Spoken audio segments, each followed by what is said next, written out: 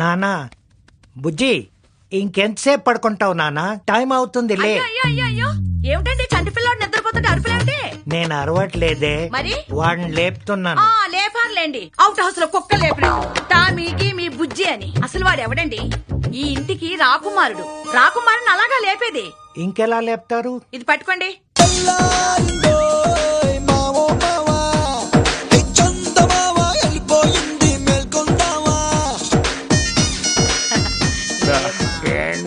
నీ favourite hero cinema first day first show చూడాలని advance booking చేయించుకున్నావు కదా, మరి వెళ్ళాలి కదా నాన్న.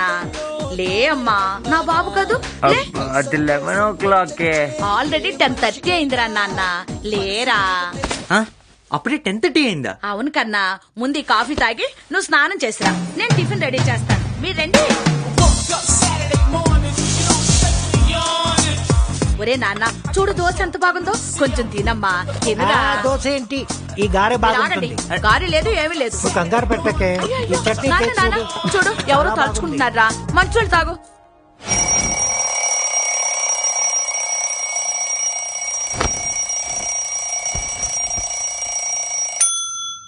Good morning dad. Good morning ma'am.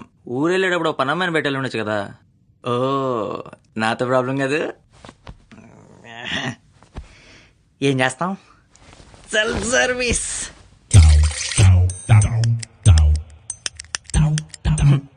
No gas అంటే నో కాఫీ.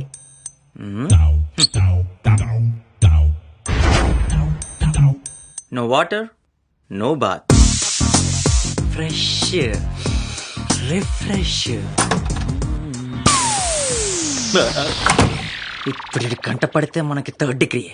ఇంత పెద్ద అపార్ట్మెంట్ కి ఓనర్ నైనా నేను ఆఫ్టర్ ఆల్ ఒక వాచ్మెన్ కి భయపడుతున్నానంటే అనుకుంటున్నారా? ఈ అపార్ట్మెంట్ మంది కాదు.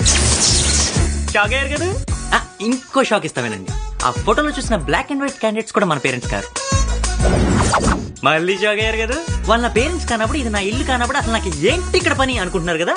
అది మీకు తెలియాలంటే నేనెవరినో తెలియాలి. నేనెవరినో తెలియాలంటే నా ఫ్లాష్ బ్యాక్ తెలియాలి.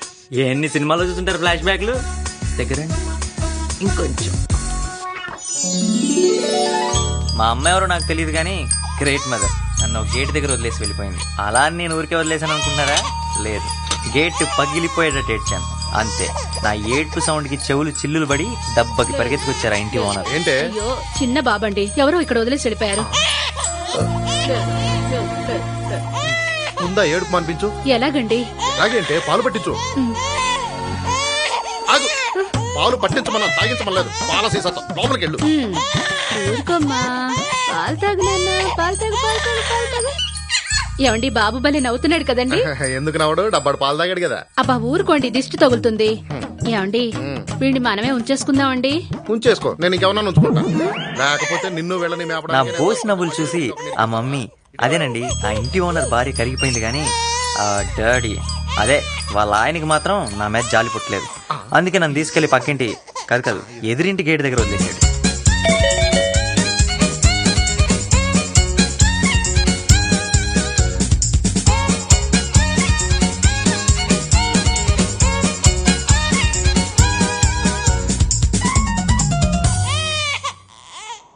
ఏమండి వీడు తిరిగి తిరిగి మన ఇంటికి వచ్చాడంటే వీడు మనకి రాసి పెట్టున్నట్టున్నాడండి. ఏంటి రాసేది రామకోటి? వీడిని ఇక్కడే మన ఇంటి దగ్గరే వదిలేసాం కాబట్టి తిరిగి మన ఇంటికి వచ్చాడు. ఈసారి ఇలా కాదు, కాళ్ళని ఇచ్చేయండి. అమ్మ ఒళ్ళో పడుకొని పాలు తాగాల్సిన వయసులోనే నా లైఫ్ జర్నీ స్టార్ట్ అయింది. ఇలా గేట్లు, చేతులు, వీల్ చైర్లు మారుతూ మారుతూ చివరికి అపార్ట్మెంట్లు మారే ఏజ్ కి దిగిపోయాను. ఏమండి ఏంటే?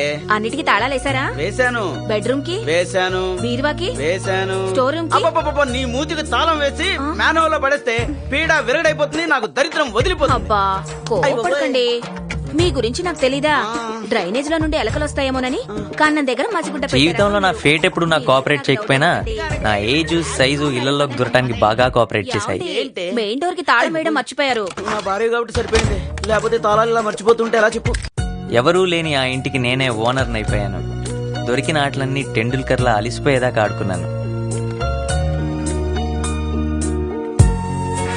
బోర్ కొట్టినప్పుడు టీవీ చూశాను, కొట్టనప్పుడు సైకిల్ దొక్కాను. ఆకలేసినప్పుడు ఫ్రిడ్జ్ లో ఏది దొరికితే అది తీసుకొచ్చి ఫుల్గా కుమ్మేశాను. కడుపు నిండాక బుల్లి కుంభకర్ణుడిలా హ్యాపీగా పడుకున్నాను.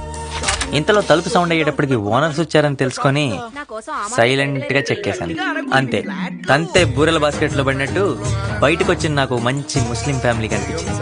వాళ్ళేదో ఇల్లు షిఫ్ట్ అవుతుంటే నేను కూడా వెళ్ళి గుంపులో గోవిందంలా వాళ్ళతో కలిసిపోయాను.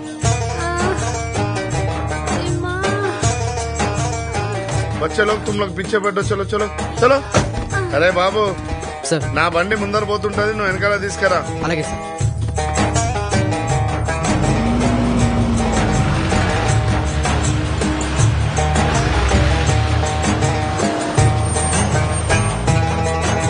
చలో బేగా మల్లు, చలో చలో బచ్చలో. ఇండియన్ క్రికెట్ టీం లాంటి ఆ ఫ్యామిలీలో నేను కూడా వికెట్ కీపర్ లా వాళ్ళతో కలిసిపోదాం అనుకున్నాను. కానీ ఆ టీం కెప్టెన్ అదేనండి ఆ పిల్లల ఫాదర్ నన్ను ఎక్స్ట్రా ప్లేయర్ నంటూ బయటికి తోస్తాడు. అలా అని నేను నా కాన్ఫిడెన్స్ కోల్పోలేదు. ఇంకో ఇల్లు చూసుకున్నాను. మనకిది మామూలే కదా. ఆ రోజు నుంచి రోజుకో ఇల్లు రోజుకో బంగ్లా. ఏ ఇంటికి తాళం వేస్తున్నా ఆ ఇల్లు మందే. ఒక్క ముక్కలో చెప్పాలంటే నేను గాలి వెళ్తుర్లు అంటండి. అవి ఎవరున్నా లేకపోయినా వచ్చేస్తాయి, కానీ నేను ఎవరు లేకపోతేనే వస్తాను. అసలు నేను ఇళ్లలోకి ఎలా దూరుతానని కదా మీ డౌట్. చెప్పడం ఎందుకు, చూసేస్తే పోలా.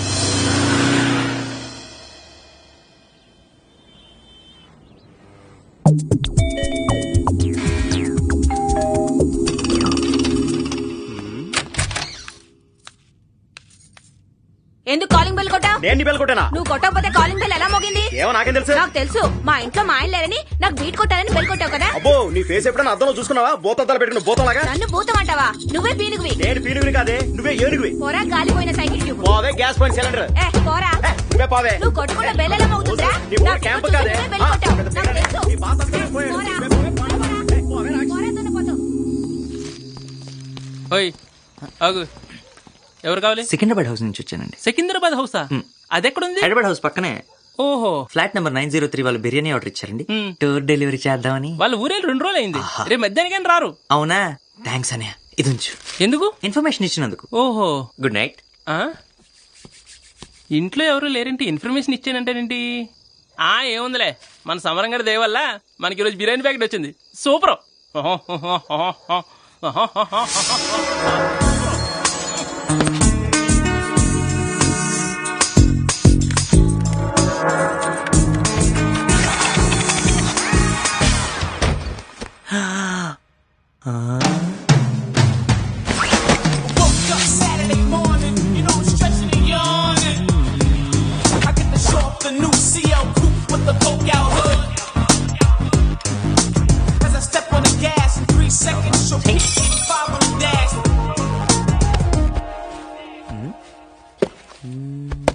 Personal diary.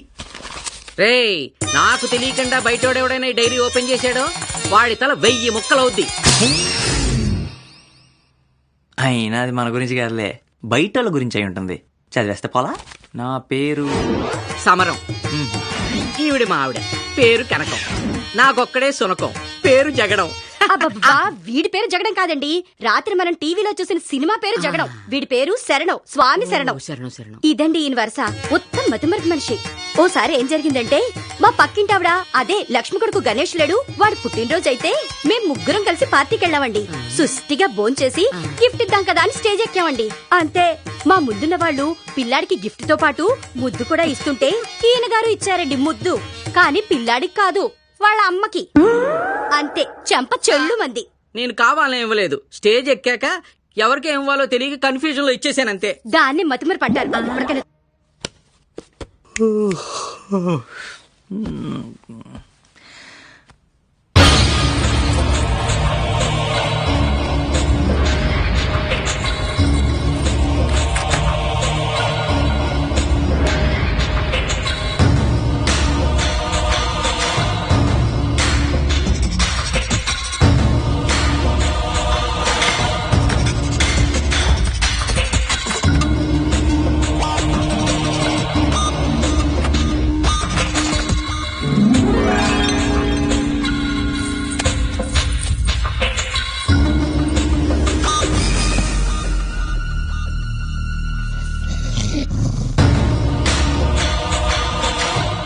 నీ నెట్వర్క్ చాలా పెద్దది, మాకు తెలుసు. కానీ ఈ సిటీలో మా నెట్వర్క్ గురించి తెలిసిన వాడెవడు యాక్టివేషన్ లో ఉండకూడదు.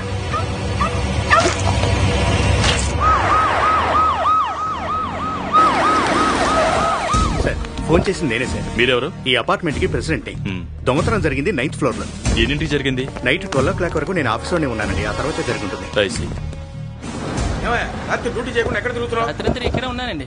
ఎప్పుడు వచ్చారేంటో నాకు తెలియదండి. వాచ్మెన్ నిద్రపోతున్నావా? పోలీసులు ఇక్కడికి ఎందుకు వచ్చారు? మీ పక్క ఫ్లాట్ లో దొంగలు పడ్డారండి. 4 రోజులుగా ఓనర్స్ ఊళ్ళో లేరండి.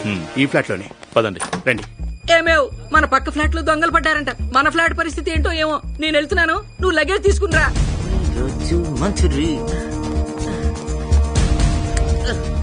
అబ్బా, ఈ లిఫ్ట్ టెన్షన్ ఒకటి. సామానంతా లిఫ్ట్ చేస్తారేంటో.